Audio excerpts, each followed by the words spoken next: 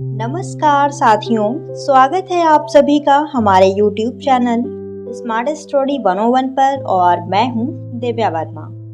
दोस्तों, आज की क्लास में मानसरोवर खंड के छठे छंद की व्याख्या आपको समझाई जाएगी और अगर आप लोगों को ये वीडियो पसंद आती है, आपके लिए हेल्पफुल रहती है, तो प्लीज़ दोस्तों वीडियो को लाइक शेयर ज़रूर कीजिएगा। चैनल पर नए हों तो सब्सक्राइब भी कर लीजिएगा। तो सबसे पहले हम बात करेंगे संदर्भ की। तो संदर्भ आपका वही रहेगा जो आपको फर्स्ट वीडियो में बताया जा चुका है। बाकी प्रसंग को समझ लेते हैं।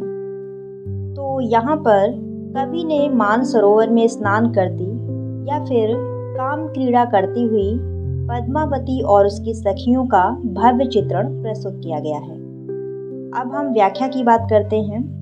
तो पहली पंक्ति है, लागी केली करें मंझनीरा, हंस लजाए बैठ यूं ही तीरा।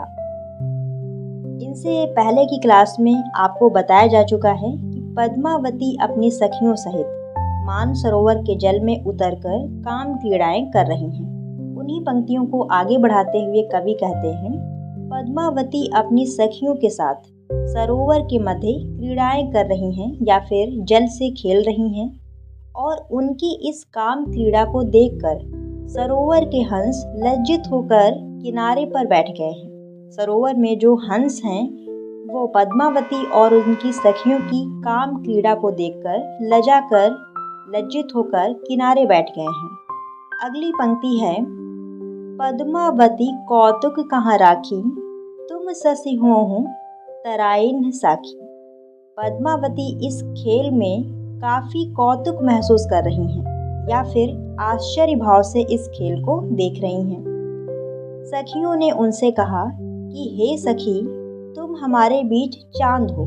सखियों ने पद्मावती से कहा कि हे पद्मावती, तुम हमारे बीच चांद हो क्योंकि तुम हम सब में सबसे बड़ी हो। तुम हमारे खेल की साक्षी बनो या फिर खेल की निगरानी करो और यह बताओ कि हम सब में सबसे अच्छा कौन खेलता है।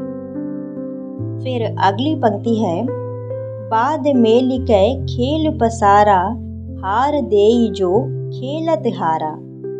और बाजी लगाकर ये खेल प्रारंभ हुआ और शर्त ये रखी गई कि जो कोई सखी इस खेल में हारेगी या इस खेल में जिसकी हार होगी वह जीतने वाले को अपना हार दे देगी। हार यानी कि महिलाओं के द्वारा जो गले में आभूषण पहना जाता है उसकी बात हो रही है। तो हम सब खेलेंगे और जो हार जाएगा वह जीतने वाले को अपना हार दे देगा। फिर अगली पंक्ति है, सवरी ही सांवरी, गोरी ही गोरी, आपनी आपनी लीन सुजोरी। खेल प्रारंभ हुआ और सबने अपनी जोड़ियां बनाई। सांवली स्त्री के साथ रही और गोरी स्त्री के साथ में। इस प्रकार से सखियों ने अपनी अपनी जोड़ियां बना ली और खेल प्रारंभ हुआ। फिर अगली पंक्ति है, बूझ खेल खेलहु एक साथा, हार न होई पराए हाथा।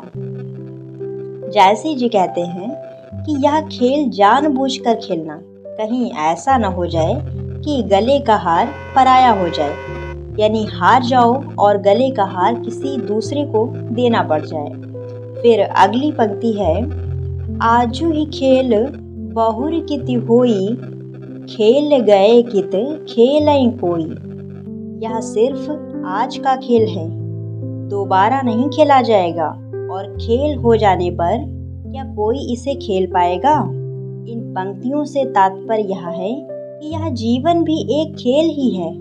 इस जीवन को पाने के बाद जो मनुष्य की आत्मा है उसे इस जीवन रूपी खेल को इस तरह से खेलना चाहिए कि अपने जीवन के मूल्यों को, पूर्ण कर्मों को कहीं खो ना दें। यहाँ पर हार उसी जीवन का मूल्य है। अतः हमें इस जीवन में कोई ऐसा कार्य नहीं करना चाहिए कि हमारे चरित्र पर कोई दाग पड़ जाए। तो इसीलिए हमें इस खेल को बड़ी सावधानी के साथ में खेलना चाहिए। फिर अगली पंक्ति है, धनिसो खेल खेल सहपेमा, रउताई औ कुशल खेमा। धन्य है वह व्यक्ति जो इस प्रेम के रस से इस खेल को खेलता है, धोखे से नहीं। इस खेल की प्राप्ति होना और उसका आनंदित रूप में खेला जाना यह एक दुर्लभ लक्षण है जो हर व्यक्ति के बस की बात नहीं है। इसीलिए जिसने भी इसे प्रेम से खेला वह व्यक्ति भाग्यशाली है।